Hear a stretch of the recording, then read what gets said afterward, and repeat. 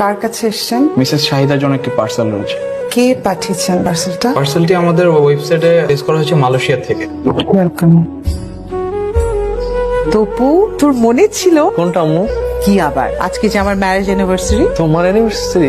হ্যাঁ, আজকে তো তোমার অ্যানিভার্সারি। ঢং করবি না, একটু আগে তো তুই কেক পাঠিয়েছিস। আমি কই কেক পাঠাইলাম? তপু, আম্মু আমি কেক পাঠাই নাই, সিরিয়াসলি আমি কেক পাঠাই নাই। তাহলে কে পাঠালো?